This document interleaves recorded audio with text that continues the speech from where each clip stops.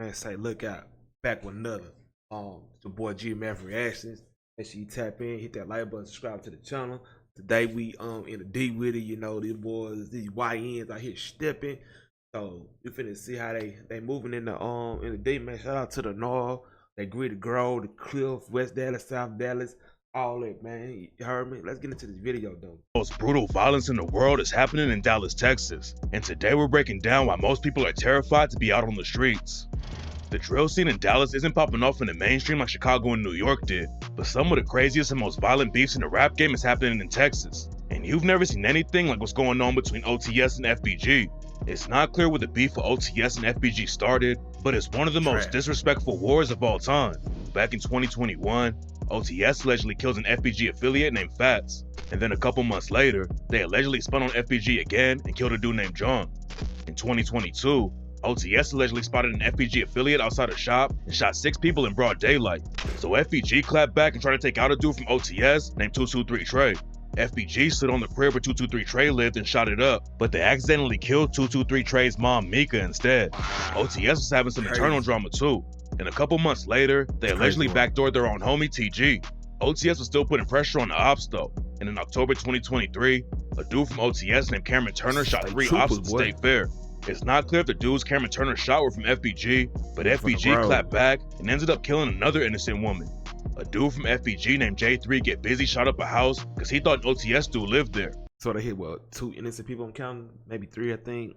They hit 3 innocent people because they're not doing their job by scoping the scene, right? You just going there wildly shooting, bro. Like, I don't know, bro. This shit crazy, bro. I'm glad I'm damn near 35, bro. That I grew up in a different generation. I'm glad I have my pops in my life, bro. Still got my pop in my life, bro. Both parents, bro. One household. Like, it's men, we need that, bro. It's kids, you need that. A father figure, bro. Or you gonna let the streets lead you, bro. That's a. They think this shit is cool, bro. Like, bro, you know you don't know what's gonna be in the afterlife, bro. You don't know what you gotta deal with after we leave the earth, bro. Cause you gotta pay for your consequences, bro. I'm gonna keep putting it out. You gotta pay for your consequences on the earth, bro. You're gonna pay for them. So just think about that, bro. But I ain't gonna hold you. Let's keep going this video though. But he killed a random grandmother instead of the ops. While FBG and OTS were going to war in the streets, FBG Murder started airing out the beef in the booth. It's kind of confusing at first because FBG Murder actually reps OTS, and he just took the FBG name to clown the ops. Then he took the disrespect to a whole new level when he pissed on an op's grave in one of his music videos. FBG Murder allegedly has a cousin in FBG named Strizzy, and on the track Jizzle Smoking, FBG Murder dissed his own cousin and raps, "I catch you fucking around with the ops, that's how you get shot. Bro, I blow up my own cousin." And on the same track, he allegedly dissed FBG Fats too and raps, "Broad day gang, niggas know what we did." According to rumors, FBG Murder's homie OTS Yakuza is the one who pulled the trigger on Fats. And if all the stories about Yakuza are true, then he's one of the biggest demons in the city. Yakuza's older brother is another known shooter named Steppa, and they're allegedly the ones who killed FBG Fats in broad daylight back in 2021. Damn. Then a month after Yakuza allegedly killed Fats, he linked up with his homie T-Man to rob a dealer named Kobe Mascoro. T-Man brought fake cash to scam Kobe Mascoro. When Kobe realized what was going on, so Yakuza allegedly shot him in the head. Then a dude who was tight with Mo 3, named Number 7, allegedly paid Yakuza to take out his op Billy from a set called B4L. Yakuza's also the one who allegedly pulled the trigger on TG. TG was cool with dudes all over the city and allegedly snaked a few of his own homies. According to rumors, TG was trying to play both sides and was kicking in with OTS and FBG at the same time, so Yakuza killed him. The situation. Man, it get wicked out here in D. You heard me, bro. Man, shout out to the murder word, bro. Shout out to the whole D, bro. These YNs is not playing, bro. I ain't no hoe, I ain't no punk, but I stay in my lane, bro. I'm trying to raise my kids.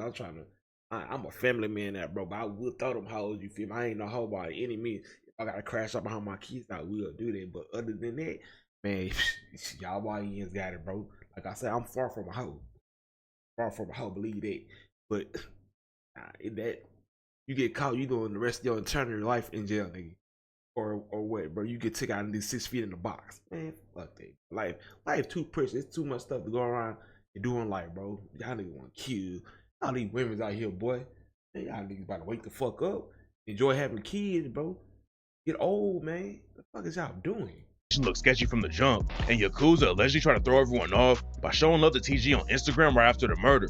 Yakuza wasn't booked for the shooting, but 2 other OTS members went down for it. Yakuza skated on the murder, but the cops think he brutally killed 2 dudes in 2024 while they were trying to make a gun deal. Yakuza linked up with Cam and Mari from a set called CTG and was supposed to be trading them guns for switches, but the situation went left, and Yakuza allegedly shot both of them to death outside of a store. Damn. The cops finally caught up to Yakuza after he allegedly killed Cam and Mari. He tried to run the cops over with a stolen truck and do the race, but it didn't work out for him, and Yakuza's been locked up ever since. The ops almost caught Yakuza before the cops did though, and after the Cam and Mari murders, Yakuza was at Walmart with his mom when someone pulled up and started shooting up his whip. Yakuza didn't get hit up, but his mom got shot and almost didn't make it out alive. FBG murder started popping off in the rap game and has been putting on for OTS in the booth. But in 2025, J3 Get Busy went viral because he dissed OTS like nobody's ever seen before. J3's been locked up for allegedly killing an innocent grandma, and while he was in jail, he actually got 223 Trey's dead mom's name tatted on him. The drill scene in Dallas has been That's diabolical. How you gonna get somebody T Jones name on you that's no longer here, bro? You, hey, that evil shit you boy, I'm telling you, bro. That you put evil on the earth, that energy gonna come back to you 10 times harder, bro. Your kids gonna pay for it, bro. Your T lady, bro, y'all making headlines because they're on a different level of disrespect. But some of the wildest crews aren't even really rapping about their dirt, and one Crip said even had a pet alligator that the cops took away. In February 2025, the cops in Dallas shook down the 4-2 Oakland Crips and booked 8 of them for running drugs and guns in the city. At first it looked like a normal gang bust. The cops found 14 guns, a bunch of pills, and $47K in cash. But then they raided one of the stash houses and found a live alligator inside. When the news broke that the Crips had their own alligator, some crazy rumors started going around that they were feeding their ops to it, but there's no evidence to back that story up. Dallas has a ton of gangs, but it also has killers that'll take you out for no reason. In 2022, a dude named Kevin Sheffield was driving around Dallas killing random people. A 64-year-old man named Muhammad Kamara was outside of his apartment on his way to work when Kevin Sheffield rolled by and shot him to death. Then a month later, Kevin Sheffield hit up another dude named Joseph Sias and left him dead in the street. The cops started following Kevin Sheffield because they linked his mom's car to the shootings, and in September 2024, he pleaded guilty to— Bro, you're a weirdo, so you going around doing drills in your mother's car, not taking the license plates off, not putting paper plates on there, not even like, come on, bro, you can't steal a car? Well, you mother, what? both of the murders. Kevin Sheffield got hit with a 50-year sentence, and during the sentencing, Joseph Cyrus's brother said, "I wish they'd given you 2 years, because I promised to God I'd blow your fucking head off." But that wasn't the end of the story. When the cops searched the whip Kevin Sheffield used for the drive-bys, they found a box of ammo that allegedly connected him to 5 other shootings. According to the cops, Kevin Sheffield started shooting people on Christmas Eve 2021 and shot someone in the leg that night. Then a month later, he allegedly shot someone else in the arm while they were getting into their car. A couple weeks later, Kevin Sheffield allegedly shot 3 more people back to back, and one of them was found dead in the street. Kevin Sheffield has been all over the news, but one of the biggest murders in the city was when Mo3 got killed in broad daylight. Mo3 had been beefing with rappers all over the city, but his main op was Yella Beezy. Shout out to my boy Mo3 motherfucking Melvin. That's my favorite rapper, but that nigga was pressure at you. They had to, click up to take him out because that boy was on they ass, man. And y'all know about 3, he was on they motherfucking ass. They said 3 do too much. Mo3 and his crew allegedly shot Yella Beezy, then Yella Beezy and his homies jumped Mo3's manager. The situation kept heating up, and then in 2020, the ops caught Mo3 on the interstate and killed him. At first, people were saying that it was over some personal drama Mo3 had with a woman, but in 2025, Yella Beezy was officially charged with capital murder because the cops think he paid for the hit. Yella Beezy is one of the biggest rappers in the history of Dallas, so the news shocked the whole city. At first, the judge put his bond at a crazy $2 million, but Yella Beezy's legal team got it reduced to $750K, and he got out on house arrest until his trial starts. Yella Beezy's fighting a capital murder case, which is way worse than a normal murder charge. If he gets convicted, then he'll be doing life without the possibility of parole, or the prosecution could even go for the death penalty if they wanted to. Some people are happy that Yella Beezy got locked up, but Dallas is known for having some of the worst cops in the country, and in 2018, they brutally murdered an innocent dude who was just sitting in his crib eating ice cream. On September 6, 2018, a cop named Amber Geiger was off duty and went home to her apartment complex, but instead she got denied for her, I forgot what she tried to put in to get out early. She got denied for I think it was like a couple months ago, maybe 3 or 4 months ago. She got denied on that. maybe 2 months ago. She got a 9, as you should. You walked in the innocent man house and no, you killed him, unalived him. You said you felt like, man, I forgot that was a Had to go into her own apartment. Amber Geiger went to the door of a dude named Botham Jean. They lived in the same building but on different floors. And Amber Geiger allegedly got confused and went to the wrong apartment by accident. When Amber Geiger tried to unlock the door, she noticed that it was already cracked open. So she went inside and saw Botham Jean sitting in his living room eating ice cream. Botham Jean was an innocent black dude who worked as an accountant, but Amber Geiger took out her gun and shot him twice in the chest. Other cops tried to cover the situation up, and at first Amber Geiger was only facing manslaughter charges instead of murder. The situation sparked a bunch of protests. I think Butter was piping her down. In my opinion, he was getting at me. And I don't want to F with you no more. And see, I went to the wrong apartment. They may have a red mat in front of his door, so you telling me you a cop, you notice things, y'all notice everything. And you tell me you couldn't notice that red mat in front of your door, no, that's not your door? Stop playing with me, bro. Stop playing with me. And Amber Geiger was eventually charged with murder, but she was only given a 10-year sentence when she lost the trial. If Botham Jean had killed a cop, they probably would have given him a death sentence, but Amber Geiger got off easy, and none of the cops who tried to hide the evidence were ever charged. A lot of people in Dallas hate the cops, and in 2015, a dude named James Boulware took an armored van to the police station and started shooting. A bunch of cops showed up to stop him, but James Boulware rammed their cars and shot at them from inside the van. Then he took off down the highway and parked at a Jack-in-the-Box while the police surrounded him. James Boulware and the cops kept shooting back and forth, and James Boulware claimed that the police had taken his son. Nobody knew how much firepower James. I don't remember that, man. He in the deed. I don't remember that 2015. No, I don't remember that at all. Boulware really had, but he started telling the police that he was going to blow him up, so they brought in a sniper to take him out. James Boulware's van had armor to stop most bullets, but the sniper used a 50 cal rifle to take out the engine first and then kill James Boulware. The cops killed James Boulware and didn't lose anybody on their side, but in 2016, a dude named Micah Johnson actually went to war with them, and it became the deadliest day for cops since the 9/11 terrorist attack. Micah Johnson was an army veteran who was angry about white cops killing black men in America. So he put on body armor, got a bunch of guns, and started hunting cops in Dallas. The shooting spree started around 9 p.m. when Micah Johnson saw a bunch of cops on Main Street and killed 3 of them from the jump. 11 other cops busted back, but Micah Johnson kept shooting and hit 3 more cops and a bystander too.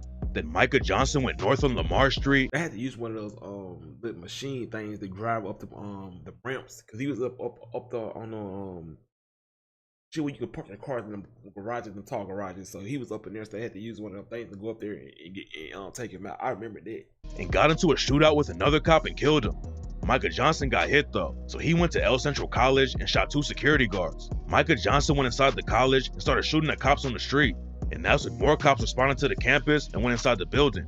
Micah Johnson and the SWAT team got into a shootout, and they fired at least 200 shots back and forth, but the cops couldn't get to Micah Johnson. The standoff lasted for a few hours while the cops tried to make a plan, and eventually they decided to strap a bomb to a robot and drive it straight at Micah Johnson. The plan sounded crazy, but it actually worked, and the cops blew Micah Johnson to pieces. You never know who's gonna pop out and kill you in Dallas, because even teenage girls are active in the trenches. In 2024, a dude named Jake Reynoso was walking down North Houston Street when 4 people came up to rob him. There were 2 girls who were 15 and 16, and they were with 2 older guys. Jake Reynoso tried to run away, but then one of the robbers pulled out a gun and killed him. It's not clear who actually pulled the trigger, but the 2 girls and 2 dudes were all booked on capital murder charges. Even nurses aren't safe in Dallas, and in 2022, 2 of them got killed by a dude who went to the hospital to see his kid being born. Nestor Hernandez was on parole, and the cops let him go see his girlfriend at the Methodist Dallas Medical Center because she was about to give birth. It should have been a great day, but he went to the room and the situation went left from the jump.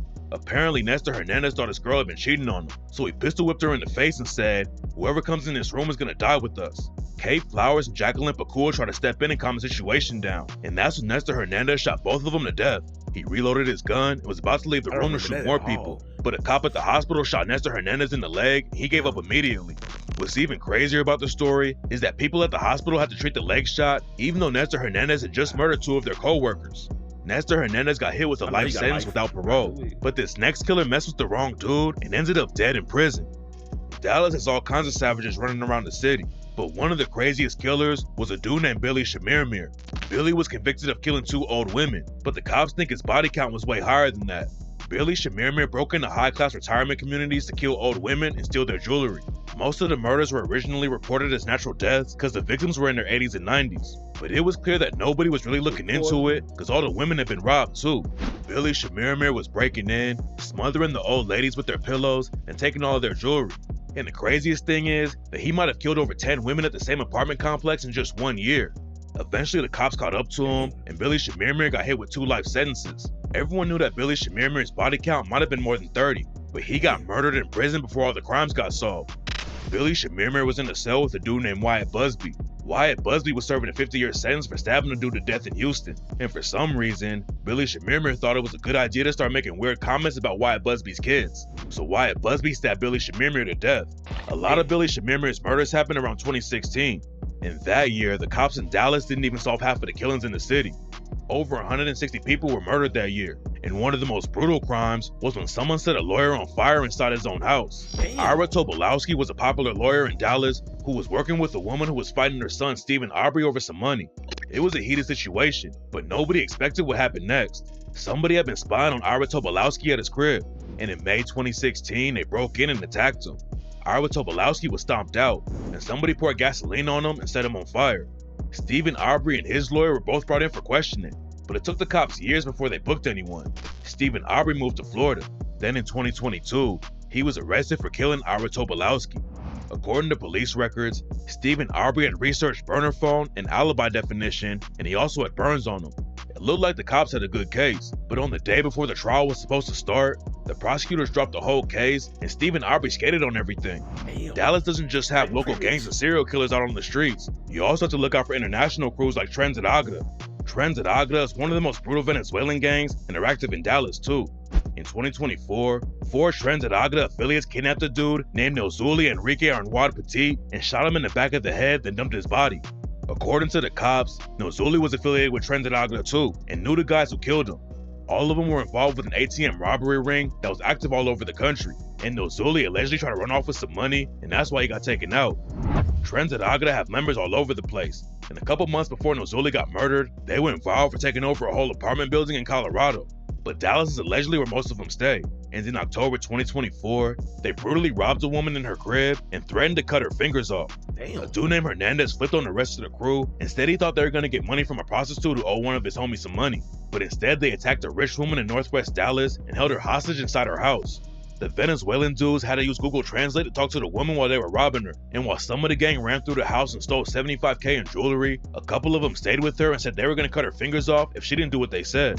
The violent crime rate in Dallas has been going up like crazy. In 2020, the city had 254 murders, which was the highest since the 90s. The cops tried to slow the killing down in 2021 and 2022, but in 2023, the murder rate went up again, and 246 people were taken out that year. 2024 was a little better, but Dallas still has one of the highest murder rates in the country. And now that the drill scene is popping off, there's a good chance that the murder rate is going to jump again.